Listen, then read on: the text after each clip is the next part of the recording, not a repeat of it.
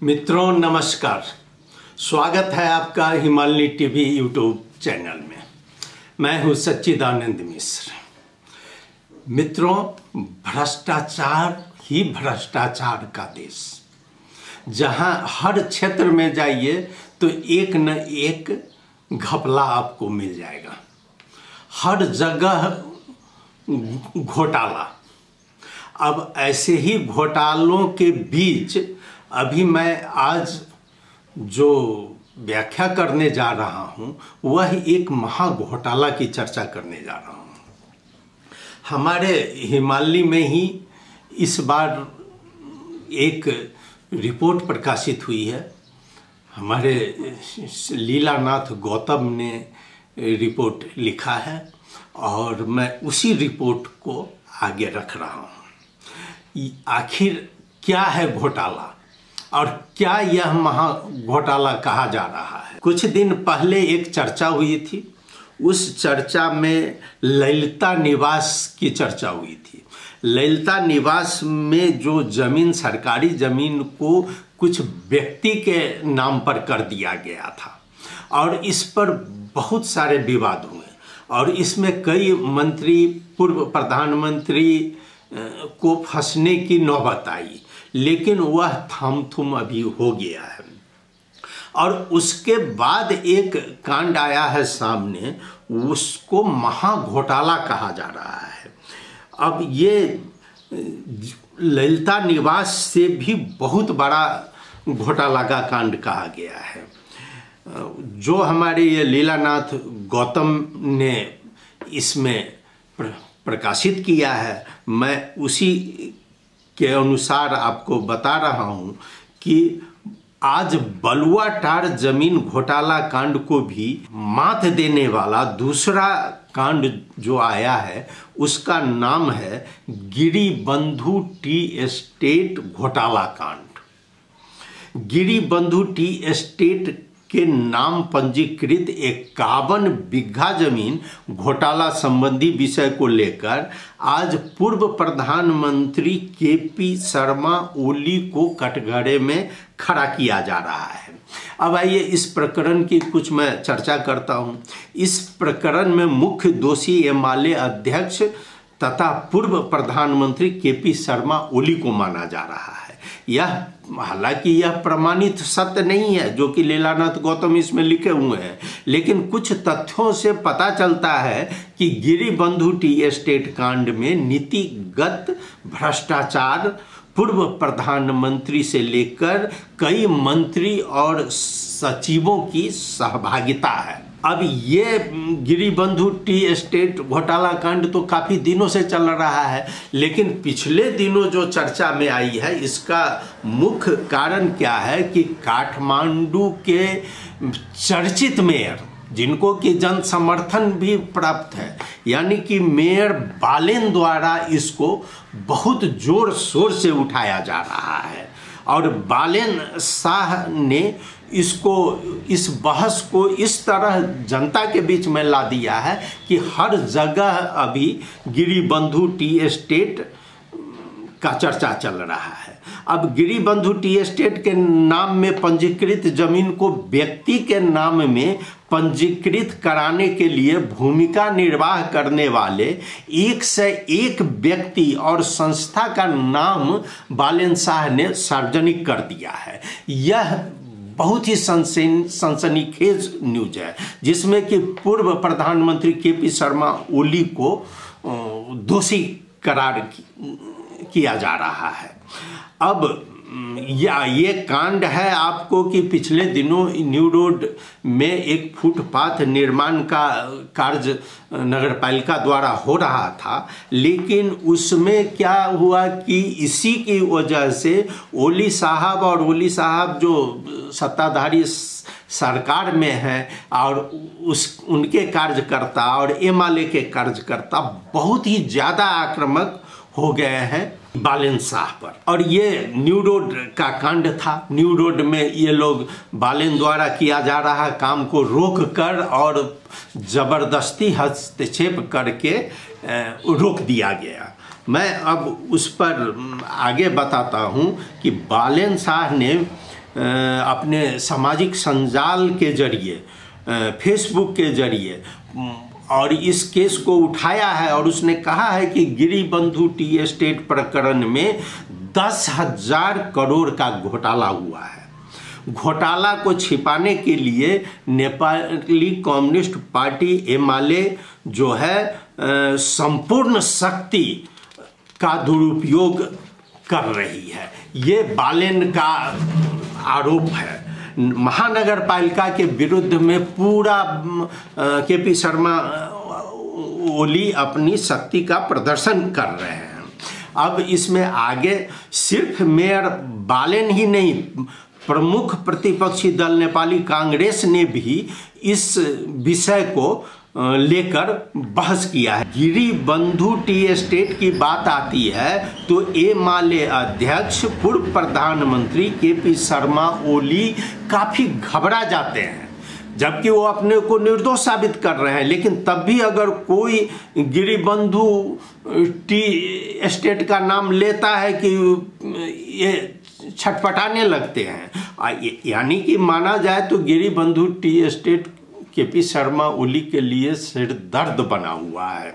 छोटा सा जानकारी दे दूं कि गिरी बंधु टी एस्टेट प्रकरण क्या है। ये लीलानाथ गौतम लिखते हैं, झापा के अस्थायी निवासी प्रेम प्रसाद गिरी, कृष्ण प्रसाद गिरी और त्रिलोचन गिरी के नाम में बिरता मोड़ में 343 बीघा 19 कट्ठा जमीन थी। यह विक्रम संवत 2020 से पहले की बात है। उन लोगों ने गिरी बंधु टी एस्टेट कंपनी के नाम से उक्त जमीन को रखा था। विक्रम संवत 2020 साल में भूमि सुधार ऐन आया। ऐन अनुसार एक व्यक्ति 28 बीघा से ज्यादा जमीन नहीं रख सकता है, लेकिन कोई व्यक्ति उद्योग संचालन राज्य को सहयोग करता है तो उसको हदबंदी से अधिक जमीन दी जाती है। इसी व्यवस्था के अंतर्गत उक्त जमीन गिरी बंधु टी एस्टेट के नाम में है और उसी जमीन को ओली साहब की सहमति से इसको दूसरे को उपलब्ध कराया गया है।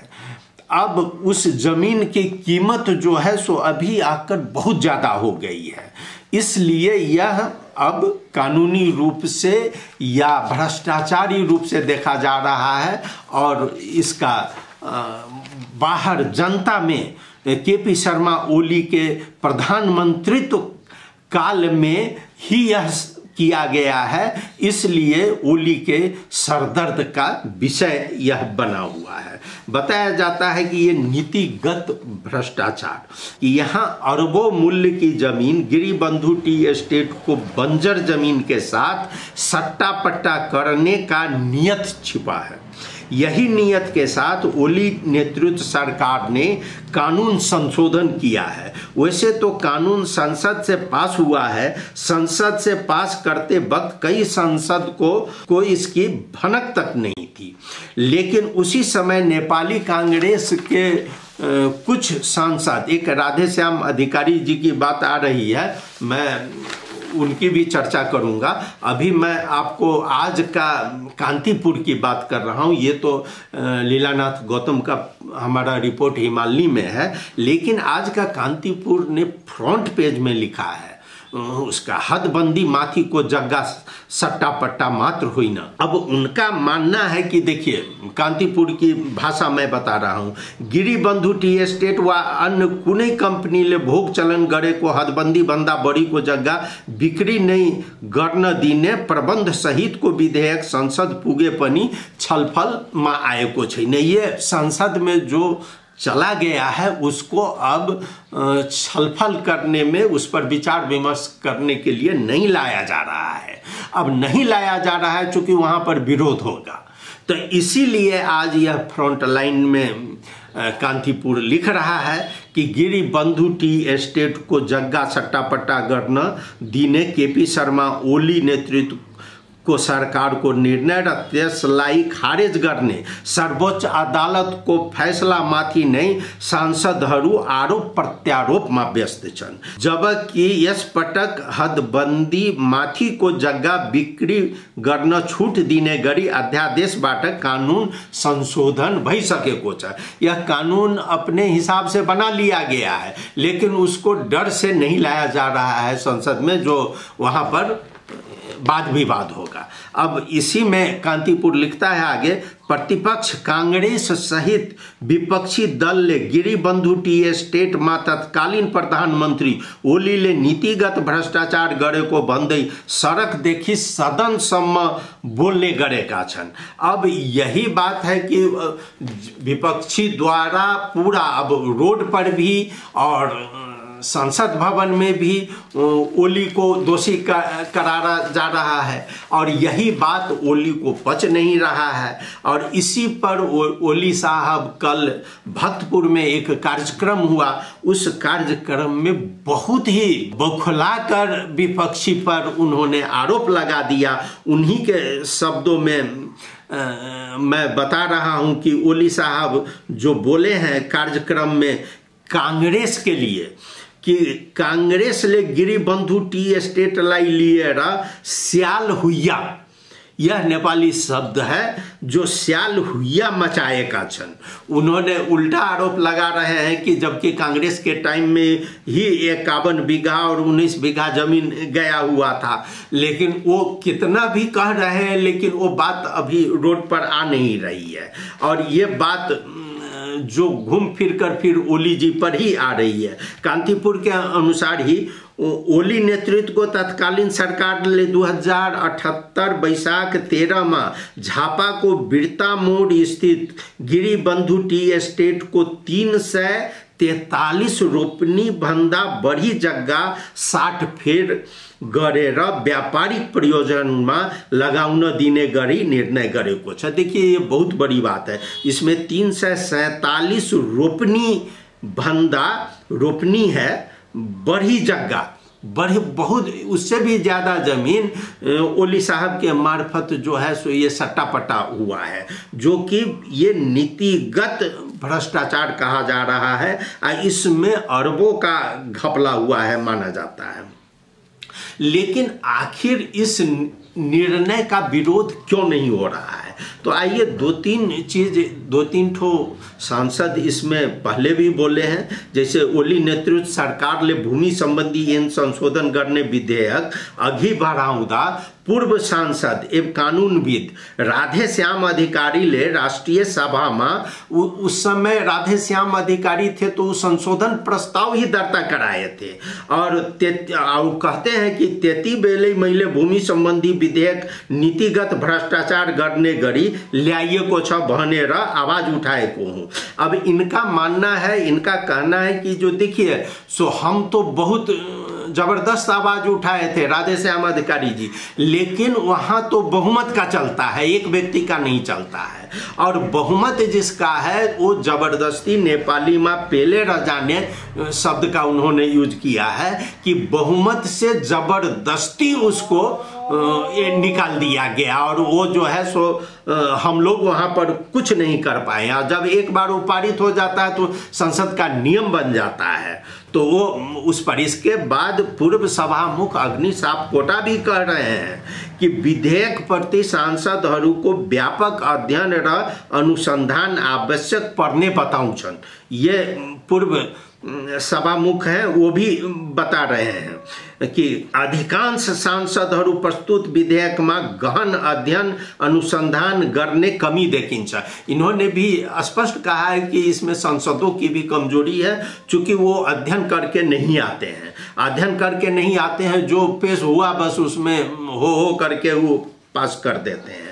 अब ऐसा ही एक ठो इनका आ रहा है, संसद के पूर्व महासचिव सूर्य किरण गुरुंग भी ये आरोप लगाते हैं। इनका बहुत जबरदस्त आरोप है कि प्रतिनिधि सभा में चिंतन पुगेकै छैन, सांसदहरू भने विधायन निर्माण तर्फ भन्दा आफ्नो निर्वाचन क्षेत्र को योजना में चिंतित छन्। बहुत अच्छी बात उन्होंने कही है कि जितने भी सांसद हैं सभी वो जो निर्माण करेंगे, जो कानून बनेगा, उससे ज़्यादा उनको अपने क्षेत्र की चिंता है कि कहाँ रोड नहीं गया, कहाँ नाला नहीं गया, बस उसी में उलझे रहते हैं और उनमें ज्ञान का अभाव भी होता है और वो अध्ययन करते ही नहीं है। उन्होंने बहुत अच्छा आगे भी कहा है कि पूर्व महासचिव गुरुङ बने सांसदहरूको भूमिका प्रभावकारी नहुँदा विधेयकमाथि गहिरो अनुसन्धान